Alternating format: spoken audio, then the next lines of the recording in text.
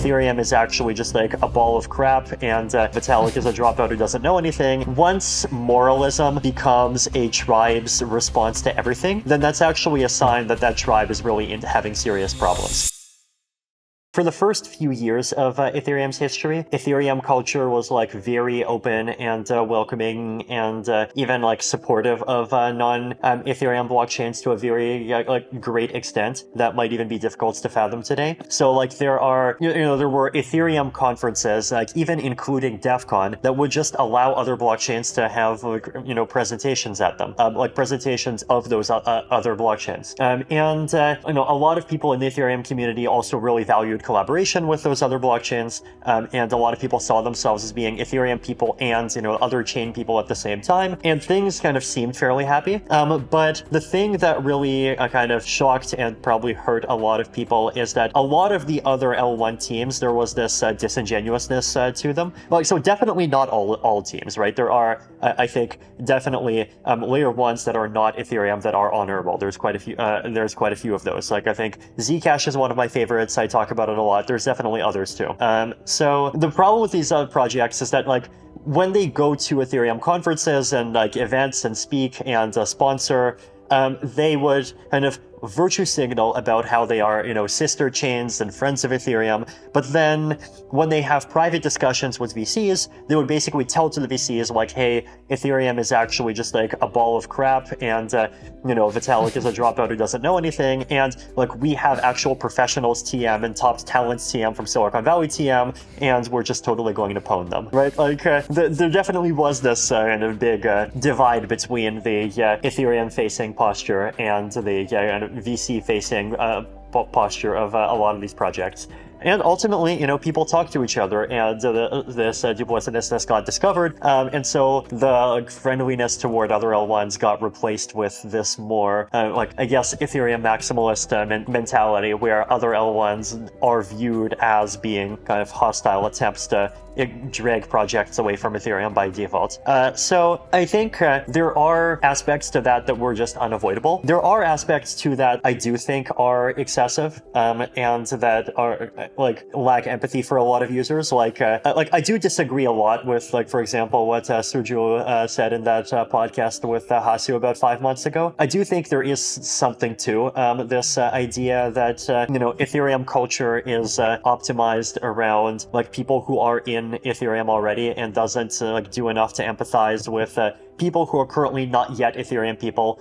And they see this kind of relatively closed gatekeeping community. And when those other projects go to other layer ones because of problems with fees, the response from the Ethereum side is like, hey, those things are scams, and if you like them, then, therefore you are someone who likes scams and you're not one of us. And basically, once moralism becomes a tribe's response to everything, then that's actually a sign that that tribe is really having serious problems. I think that's a lesson that's true in a lot of cases. Once again, this is one of those that's probably has a lot of truth in geopolitics as well. So I do think that Ethereum culture needs to be empathetic of the fact that lots and lots of people, especially people in the global south, especially poor people, especially, the kinds of people that we are in theory trying to empower, lots of people really don't have the funds to be able to pay $24.18 just to move some ETH around and make a simple transaction. And if they want to play around with blockchains now, and therefore to them,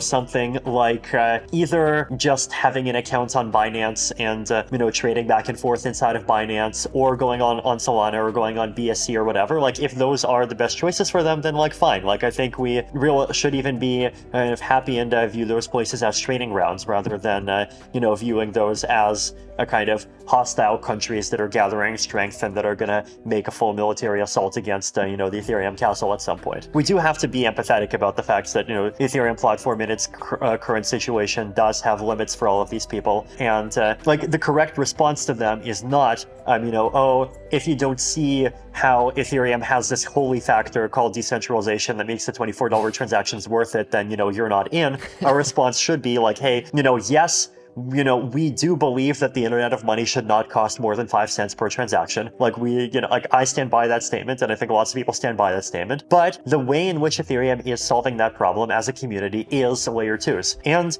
here are some layer 2s that are already in alpha. You can go use them. And here's like the roadmap for how those layer 2s are going to get better and for how Ethereum is going to get better to be able to support more of them. So like that's probably an update that I guess Ethereum culture needed to have 5 months ago. I'm not sure if it needs to have it anymore. Like I feel like in the last few months, I don't know, maybe the fee discourse disappeared on its own for a little bit just because like gas prices went down and like ETH prices went down, and like what is it at, like 20 or 30 Gwei at this point? Actually, let's check right now what it's got a 42 Gwei average. It's gone up. It's back up to like to between 50 and 100 now. But for a long time, and I think for the last month, it has been much lower than it was like say in October and November, right? But that's not something that's guaranteed to last. Is I guess one thing that I would say, right? And so like really highlighting and encouraging like good scaling projects and like pushing people to build infrastructure to make rollups better, pushing people to actually make good rollups, pushing people to move toward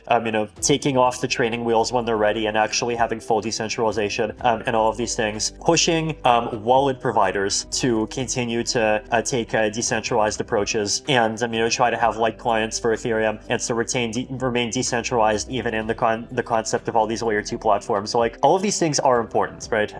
And an Ethereum culture that kind of steadfastly values its core values, like that can be done without antagonizing people, right? And or at least without antagonizing people who don't deserve to be antagonized. And the way that can be done is through like having this kind of positive focus and through like giving friendly pushes for people to actually stick to their principles. Make sure that the decentralized apps stay decentralized. Make sure that the apps that exist today actually become cheap. Make sure that roll-up projects actually keep prioritizing making their fees even lower and all of those things, right? Like these things can happen, and these things do require community pressure to keep happening, and these things do require ongoing education to keep happening.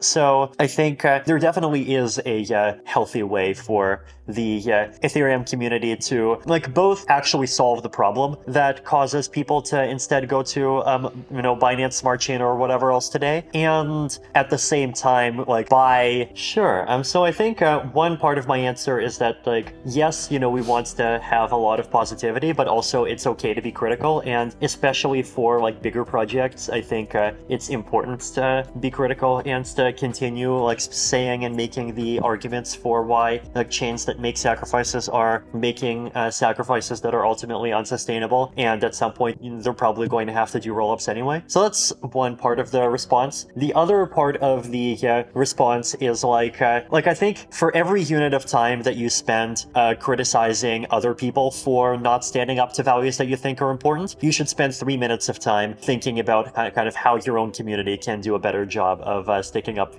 to those values. And so I do think that like some internal facing discourse on praising projects within the Ethereum space that help Ethereum maintain those values is something that we absolutely should do a lot more of. And like that's I think true is at all layers of the stack. Like it's true for applications. Like one example that I mentioned is like one way to tell if an application does a good job of being decentralized is the UI fully serverless.